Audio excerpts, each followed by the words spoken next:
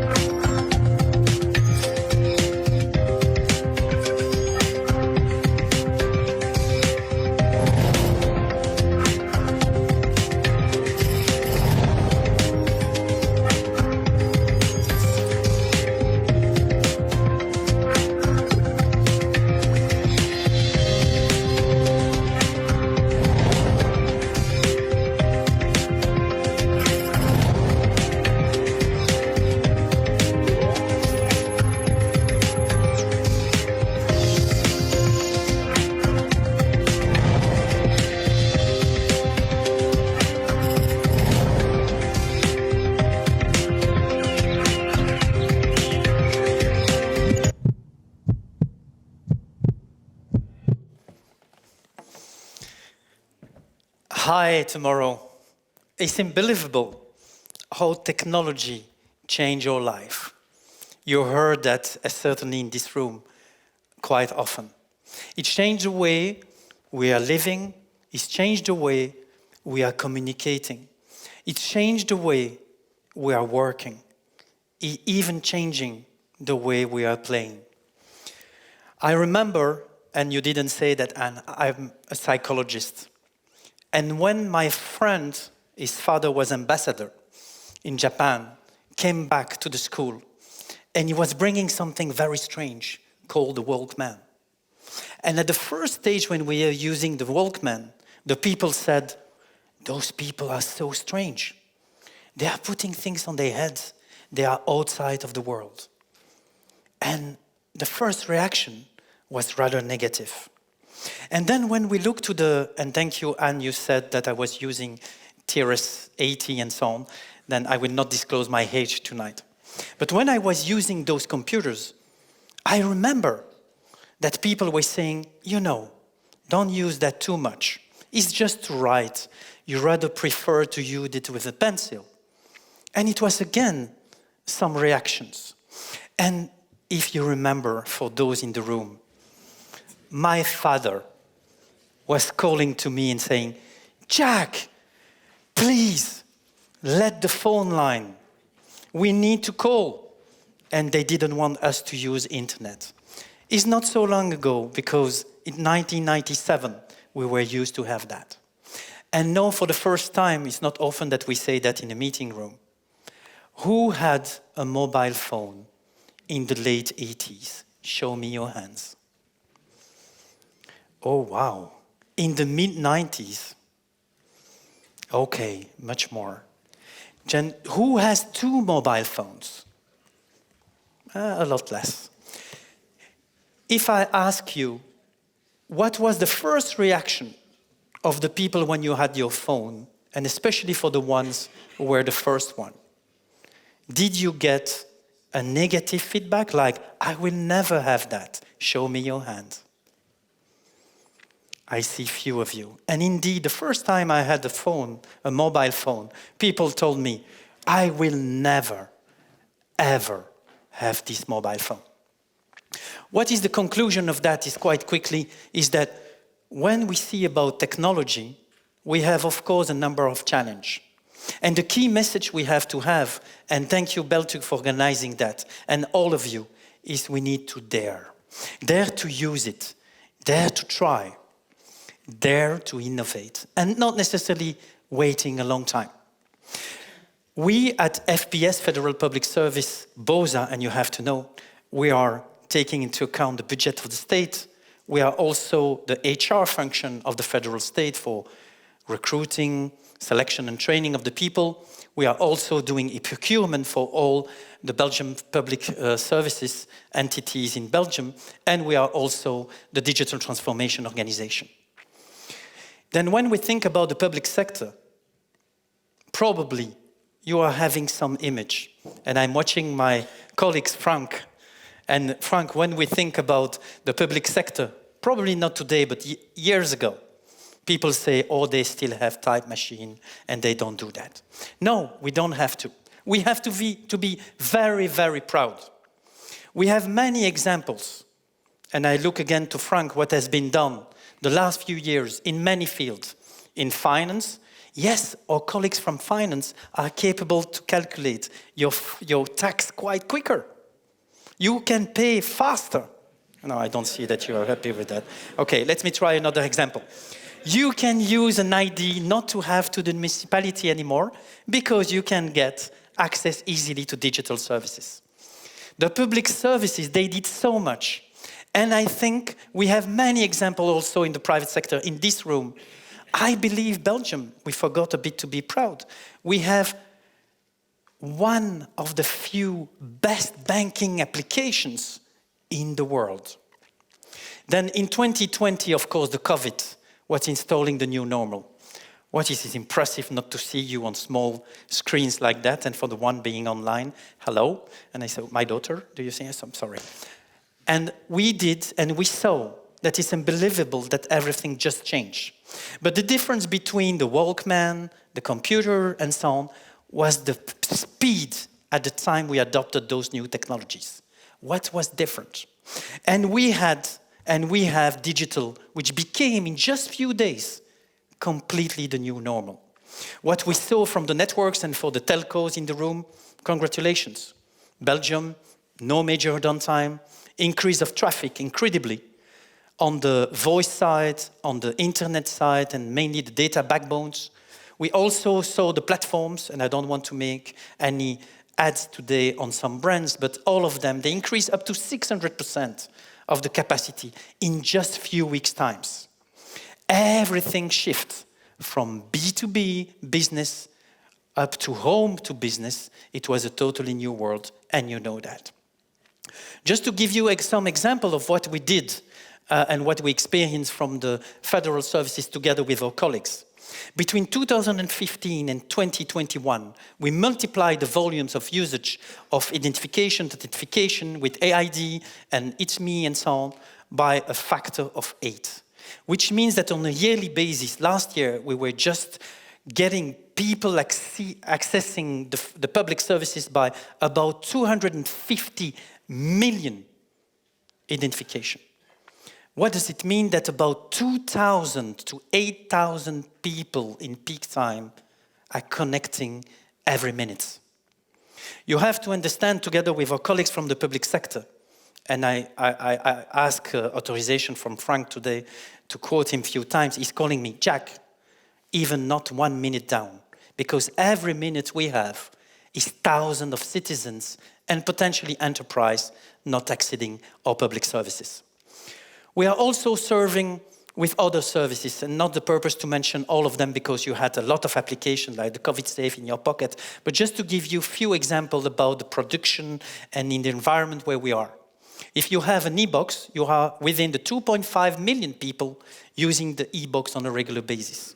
We are exchanging about 50 million messages, thanks also a very good collaboration with our colleagues from the regions and the local entities. On the Evo side, and please, Danielle, I would like to put that on your map, is that I would like to say that e-invoicing is gaining attention and penetration into the overall B2G transactions. But we still need to do progress. Nevertheless, more than 36,000 enterprises interacting with governments are sending electronic invoice. And we have about more than 2,300 public institutions working with e-invoice, and we will increase. But it's not done. If you remember, for the ones having access, I don't wish you example with some declaration at the police, or if you have a new baby, or if you go to the e-locket from municipalities, we are all public entities working together to enable that. We are connecting the different public services, having in the spirit to simplify your experience as a citizen and enterprise to deliver services fully digitally. It means that from a point of view of the user, we are getting transaction in the network, which is reaching about 100 million transactions on a monthly basis, to make sure that when you go to the e-locket, you get your form automatically produced. This is really impressive from the colleagues, but it's not enough. What we have to do now, and it's a call to action together with our colleagues from Beltug, we need to hear more from you. We want to hear what is your demand, what are the priorities. We want to know the live events of companies and where we have to focus first together with our colleagues to make sure that we can answer with the right digital solutions. We want to experience, we want to develop, we want to test. In short, the message we are providing today is quite clear. The governance of tomorrow is obviously human-centric. Are you professional or are you citizen? We want to make sure that your experience from time to time will be good. And this is our concern 7/7, 24/24. I don't have my phone. If I have an incident now, I'm in trouble. It is very important that you have to understand that we want to build the trust on our services, that we make sure that we are inclusive and getting and offering the access to everybody, and that it's secured, of course. Then at Digital BOSA, we have mainly 3 pillars. The first one is digital native and mobile, and we still have work to do. And in the next few months, you will see that we will progress in this direction.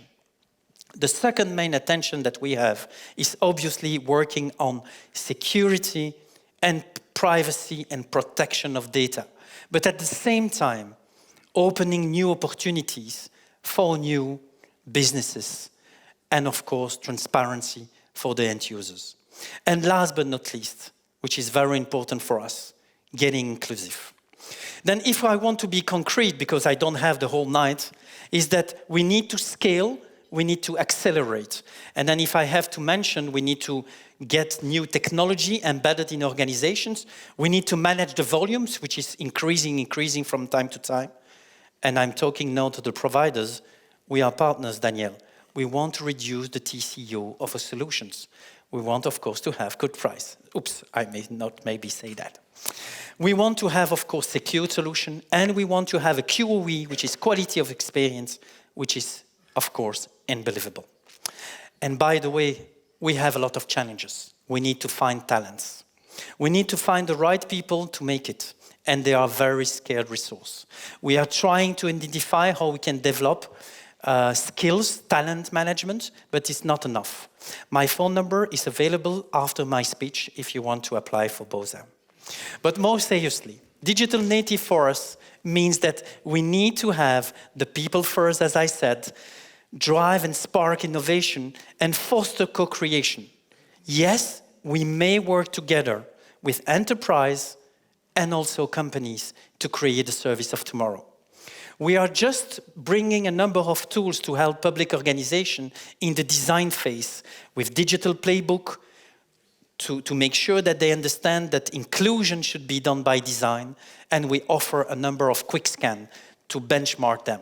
We are also pushing for experimentation. We are, for example, testing AI accessibility checker. You know that we have to offer accessibility of a website. We implement pilot about that. We are also working now to get user feedback embedded in all the front-end interface. And of course, we love bots to improve the quality of service and extend the period of work of the administration outside the business hours. I heard on the press after 17. But we have also deployment together with our colleagues. At BOSA, we are there to support the others.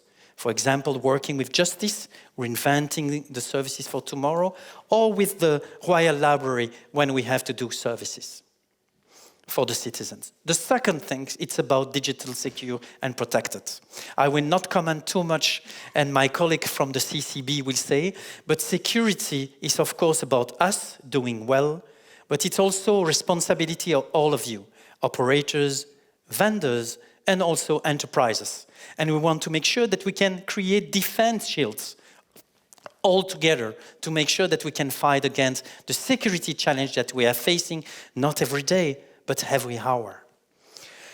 We have a plan on unleashing data. And I don't want to make too much things, but we want to make sure that we understand the needs of enterprise to have the data sets available, especially from the public sector, and trying to create the right environment to make sure that you can innovate and enter and take strategic position into the data economy.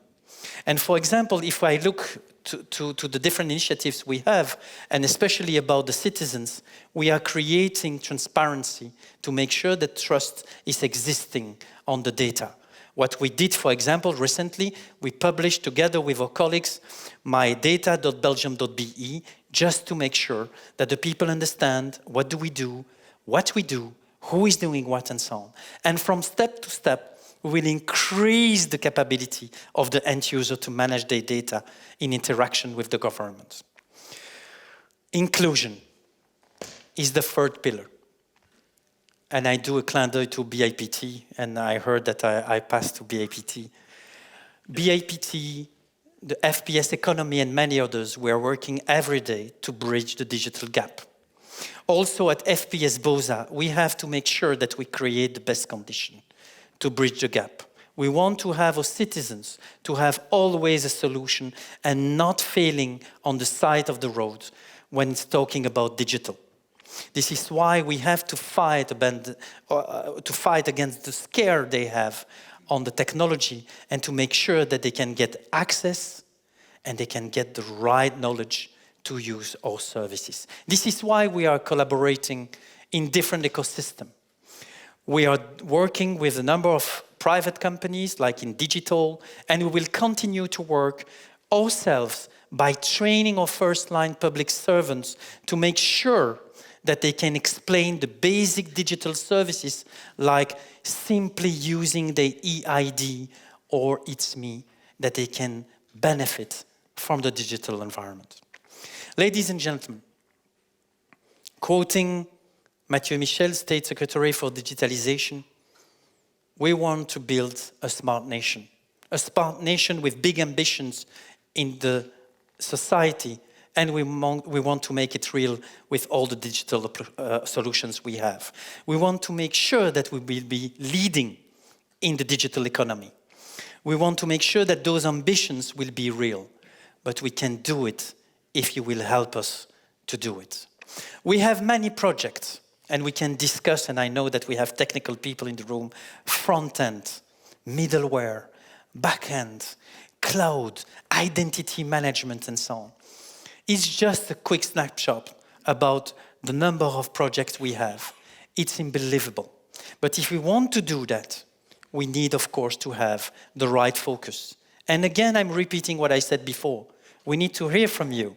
What do you want us to prioritize first? And of course, we have initiative also in the artificial intelligence. We are using artificial intelligence today everywhere. But we are stimulating an ecosystem, and we had the AI for Belgium week last week, where we had hundreds of experts joining to create new ideas and new opportunities to the benefits of everybody. Then now, if you remember the video we saw, I just want to say, ladies and gentlemen, the government will be soon at your finger, and it will be so easy to use it. Let's make sure that we can build a smart nation all together. Thank you.